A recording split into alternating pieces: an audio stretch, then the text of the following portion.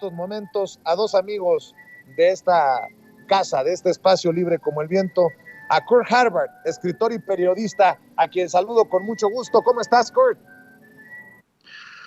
Muy bien, Vicente. Buenos días a ti y a toda la auditoría.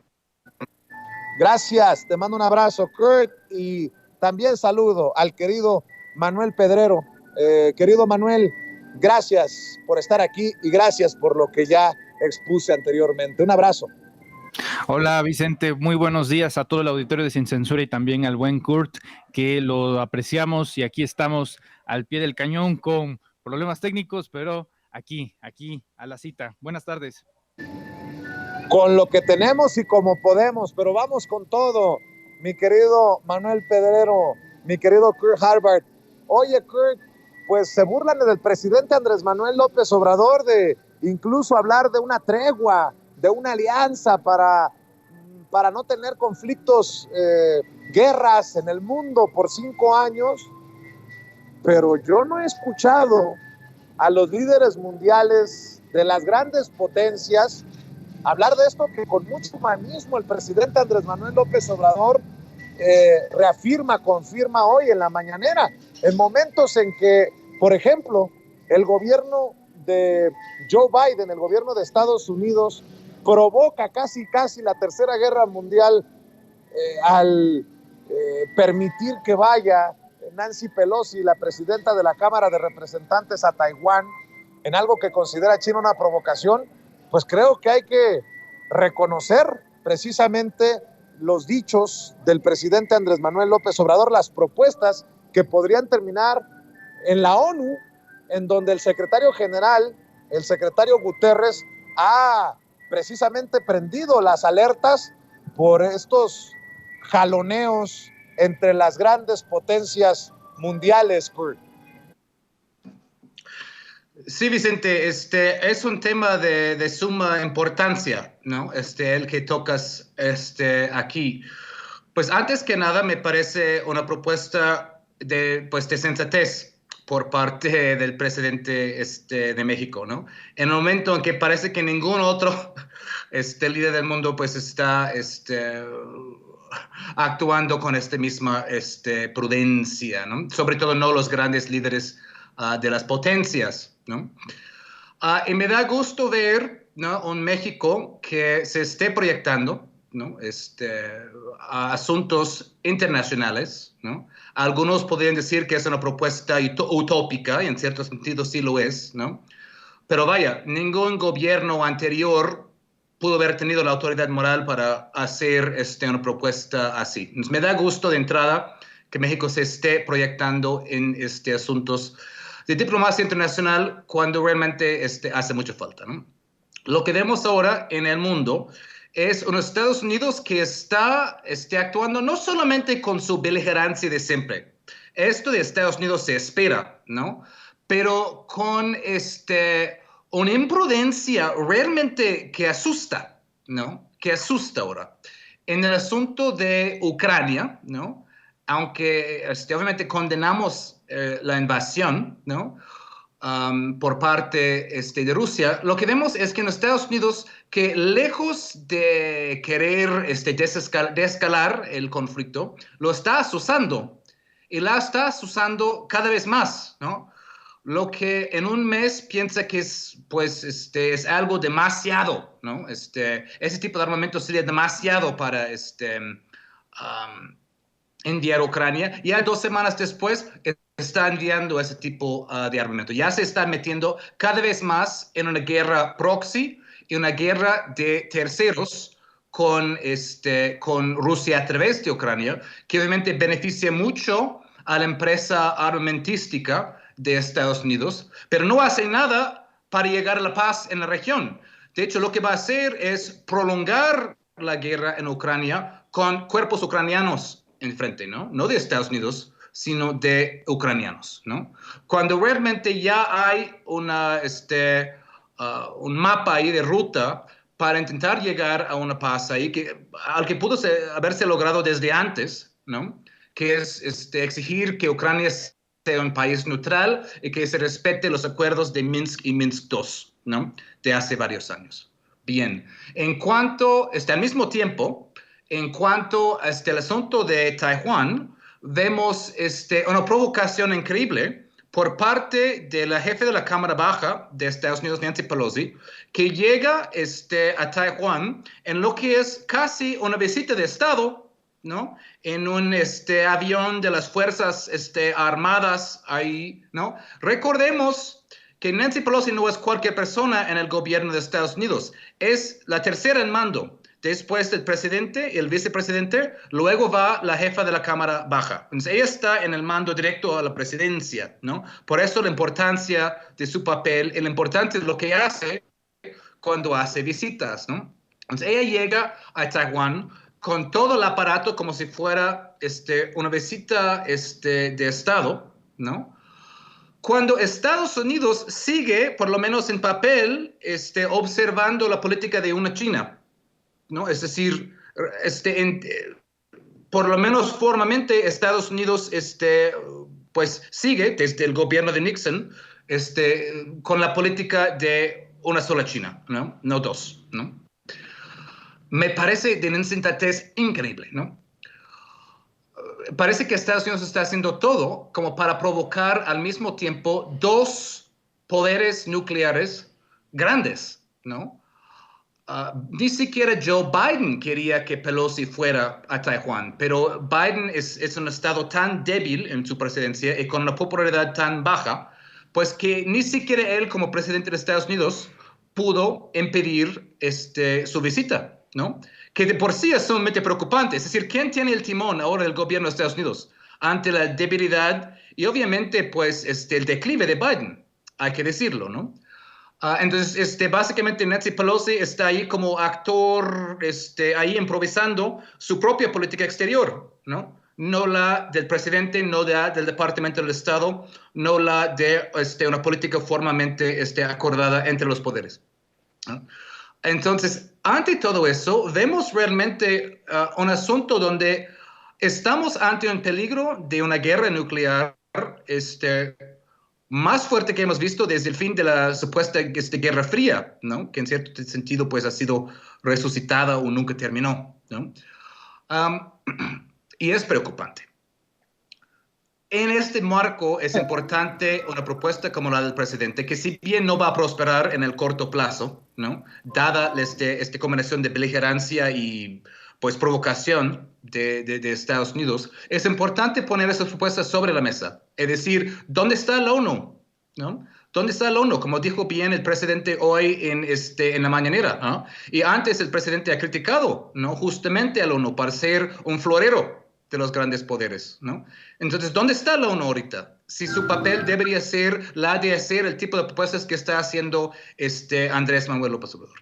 Entonces, pues yo pongo esto ahí de entrada, que en medio de una situación de beligerancia, una escalación muy desestabilizante, es importante apostar por ese tipo de propuestas por imposibles que pudieran parecer en el corto plazo.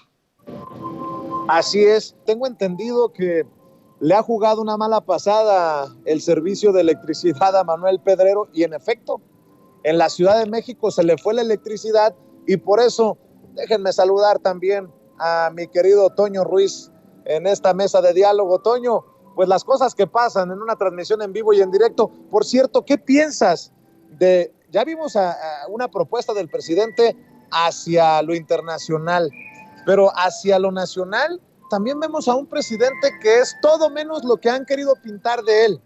Y hoy lo confirma. ¿Qué han dicho de él los panistas? Que es un intento de dictador, que es un autócrata. Y hoy el presidente Andrés Manuel López Obrador le apuesta, como siempre, a la no censura, aunque se trate de Felipe Calderón.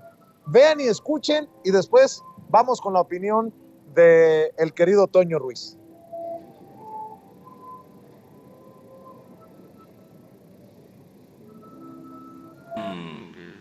Pues son enfoques distintos, es que somos distintos, son dos proyectos distintos y contrapuestos.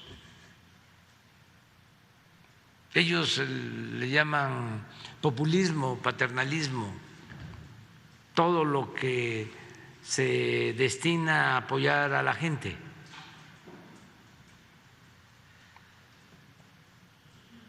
Y consideran que es fomento.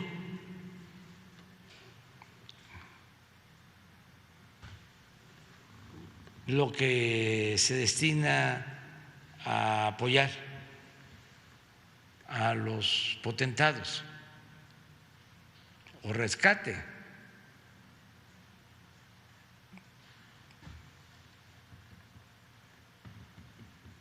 Y además, pues mucha hipocresía en todo esto. Ya hemos dicho que la principal doctrina de los conservadores es la hipocresía, pero tiene el expresidente Felipe Calderón todo el derecho de manifestarse.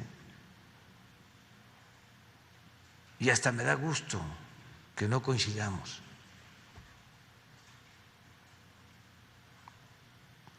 Ahora, si lo que estuviésemos haciendo estuviese mal y afectara al pueblo, entonces sí, tendrían razón. Y nosotros, en vez de caer en la autocomplacencia, tendríamos que rectificar, pero no. Fíjate qué importante lo que está diciendo el presidente Andrés Manuel López Obrador, Toño. Que revisen lo que están haciendo esos que son retuiteados o retomados por los que tanto daño le han hecho a México. Sí, nos cae como patada al hígado que Felipe Calderón, con mucho descaro, critique, opine, pero al final todos somos libres, dice el presidente Andrés Manuel López Obrador, pero hay muchos que se dicen del movimiento que terminan siendo tomados como carnita por los neoliberales. A eso me refiero, mi querido Toño. Sí, esa es la realidad. Te saludo con mucho gusto, Vicente. Saludo a Kurt Hartberg aquí en Sin Censura. Fíjate que ahora que el presidente pues dice que tiene todo el derecho de manifestarse Calderón, hay que plantear cómo es que en otros momentos históricos de México ni expresidentes ni ciudadanos de a pie podían expresarse libremente como lo hace hoy en medio de la hipocresía y de una calidad completamente nefaria Felipe Calderón. Esa es la realidad. Quiero mencionar que hemos detectado en redes sociales también, junto con esta campaña que quiere difundir que supuestamente hay unos videos que tiene guardados Enrique Peña Nieto, hay otra en la que se asegura que López Obrador hace listas sobre tuiteros. Y yo digo, bueno, no creo que haya listas sobre tuiteros, no creo que haya algún tipo de enfrentamiento claro por parte del gobierno hacia la expresión libre de muchos, porque se han aventado a incluso mentarle la madre en su cara, ahí en México, al presidente López Obrador. Me recuerda cuando tú por primera vez le mentaste la madre a Enrique Peña Nieto.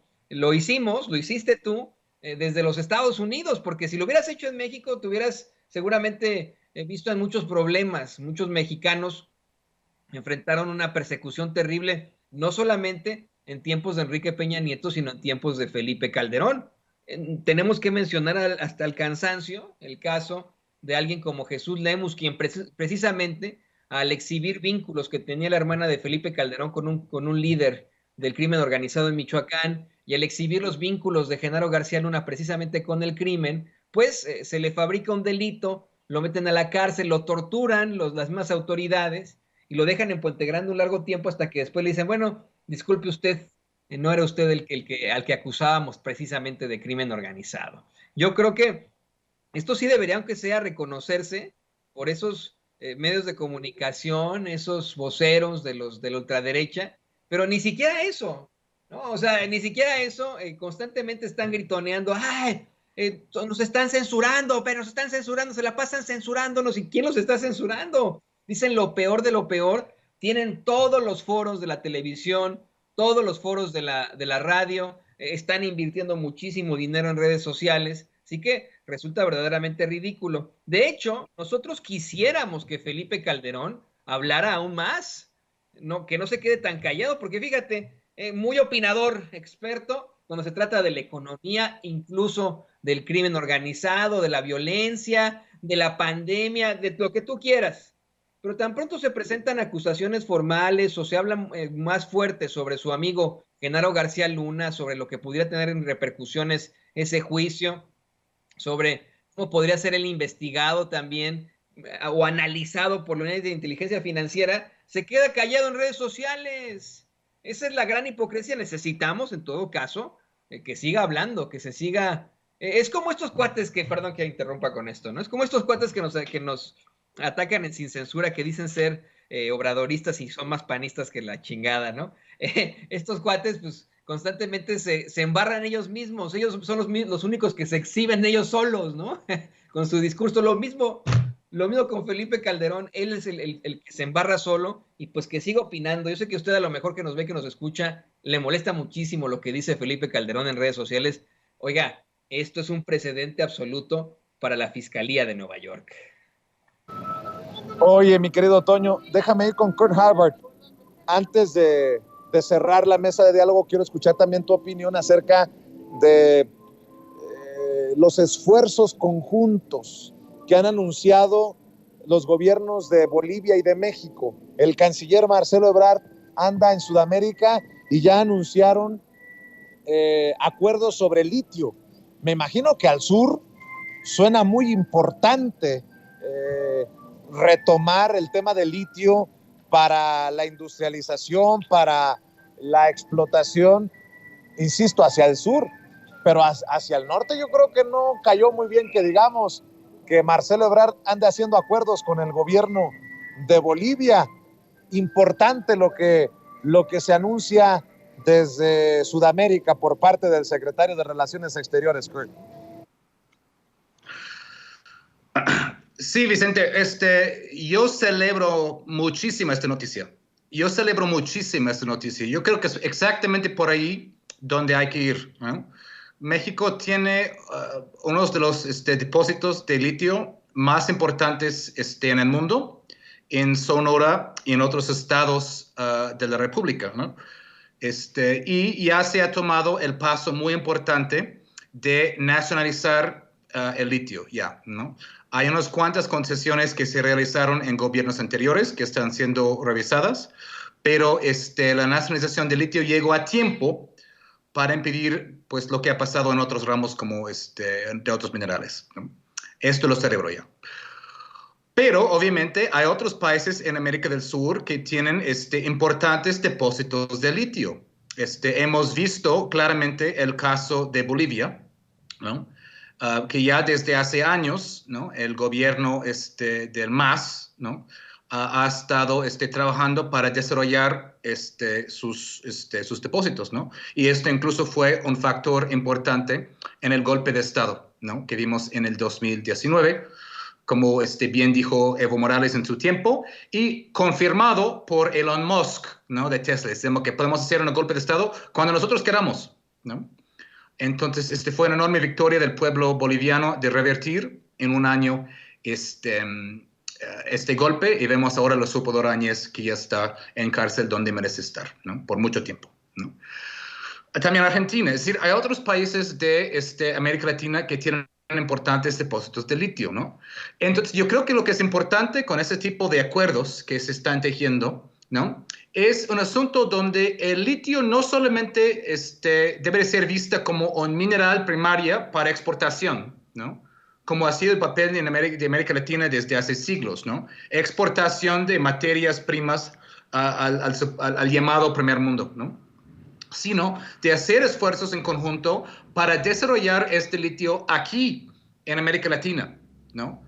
El litio es un mineral fundamental para baterías, para coches eléctricos, ¿no? Celulares, también tiene usos farmacéuticos y otras cosas. El litio es fundamental para toda una rama de cosas, ¿no?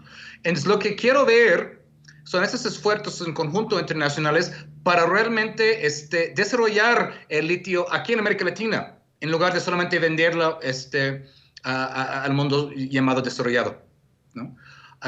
Ya Bolivia ha hecho avances en el asunto de coches eléctricos. ¿Por qué no podemos hacer coches eléctricos en México, en América Latina, ¿no? ¿Por qué no se puede usar el litio no solamente como materia prima, sino como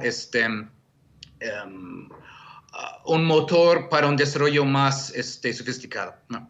Eso no va a pasar de la noche a la mañana, ¿no? Eso no pasa de la noche a la mañana, pero haciendo esfuerzos en conjunto, se puede hacer una industria, una empresa para América Latina de litio, ¿no? Y ahí empezamos a ver pues, propuestas muy interesantes, muy, muy interesantes en ese respecto.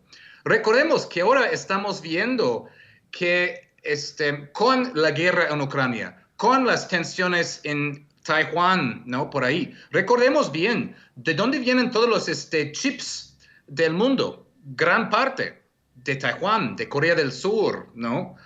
De esos países. Entonces, si hay una guerra en Pacífico o incluso aumento de tensiones, ¿qué va a pasar con los suministros de chips? ¿No? Que pues todo depende de eso, ¿no? Entonces, lo que estamos viendo ahora es pues un paso hacia atrás de este sueño de la globalización neoliberal, ¿no? De los 90s y primeros años de este nuevo siglo. Y estamos viendo una creciente nacionalización y regionalización de cosas. Porque justamente hemos visto que entre la pandemia y esas crisis de guerras y tensiones, ¿no? No se puede depender, ¿no? Tan ilusoriamente de la cadena de producción globalizada. Por eso China está haciendo nearshoring de muchas de sus empresas aquí a México, ¿no? Para estar cerca al mercado de Estados Unidos, ¿no? Entonces, es en marco de todo esto que el asunto de crear una empresa pública para América Latina de litio es tan importante en el contexto en un mundo donde las cadenas de producción han sido desestabilizadas por la crisis sanitaria y por esos conflictos bélicos, donde Estados Unidos está teniendo, como mencioné en mi primera intervención, un papel sumamente provocador. Querido Kurt, me parece que acabamos de perder la comunicación con Vicente Serrano, pero pues, ¿qué te parece que vamos a otro tema importante de estos que estamos planteando? ¿Ya tenemos a Vicente? Perdón, quieren que, no, discúlpenme, le voy a pedir un favor, que me manden la indicación porque no los escucho bien, discúlpenme. Más bien me parece que tenemos que seguir con el programa y pues en esto me piden que participe en la mesa, yo, querido Kurt, también para cerrar sobre este tema, y le pido a don David que nos grábenos, don David, al hablar precisamente de litio, de cómo es que es absolutamente necesario su explotación. Yo lo que quiero decir en cuanto a este interesante tema es que seguirán habiendo muchas pues situaciones ajenas a tanto Bolivia como a México, ajenas de parte de empresarios y de gente con mucho poder en todo el mundo. Como bien menciona Kurt Hagbarth, no es una situación pues vamos, una situación no clara el hecho de que haya ocurrido un golpe de Estado recientemente en Bolivia. El mismo gobierno de Bolivia, el mismo Lucho Arce, actual presidente de ese país, el mismo Evo Morales, ese líder legendario de esa nación, hablan de cómo esto pues se fraguó precisamente por los intereses que tienen con el litio, con ese mineral del futuro. Yo creo que incluso se podría agregar a este esfuerzo latinoamericano, si en algún momento se permite, pues la participación de otros países para que se pueda explotar de mejor manera y que sea un elemento que se pueda utilizar en todo caso en su momento por parte de, solamente el Estado. Me parece que ya tenemos de vuelta a Vicente Serrano. Regresamos contigo, Vicente. Muchas gracias, Toño. Y cerremos aquí agradeciéndole también a Kurt Hagbarth que haya estado con nosotros aquí en Sin Censura. Mi querido Kurt, gracias por siempre llegar a las citas con la audiencia de Sin Censura. ¿Por qué no cerramos invitando a la gente para que te apoye, para que te respalde? Sí, gracias, Vicente, a todos. Yo estoy en Twitter, ¿no? @KurtHagbard, ahí mi nombre completo, ahí me pueden seguir, ahí posteo mis ideas y mis artículos. También escribo para la revista Jacobin, ¿no? Este mes voy a tener una entrevista muy interesante con Carlos Pérez Ricard, ahí que es un miembro de la Comisión de Verdad, acerca de la guerra sucia en México. Vamos a hablar de eso en mi nueva entrega en Jacobin. También escribo una columna en Sentido Común cada primer lunes del mes. Esta vez fue acerca del TLC, el TEMEC. Ahí está en mis redes también. Y también sigue nuestro editorial, ¿no? Matanga Taller Editorial, que está en Facebook, que está en Instagram, para seguir apoyando literatura oaxaqueña, mexicana, voces independientes y nueva literatura. Aquí estamos. Te mando un abrazo, Kurt. Muchas gracias por acompañarnos. Y Toño, tú también tienes tu cuenta en Twitter.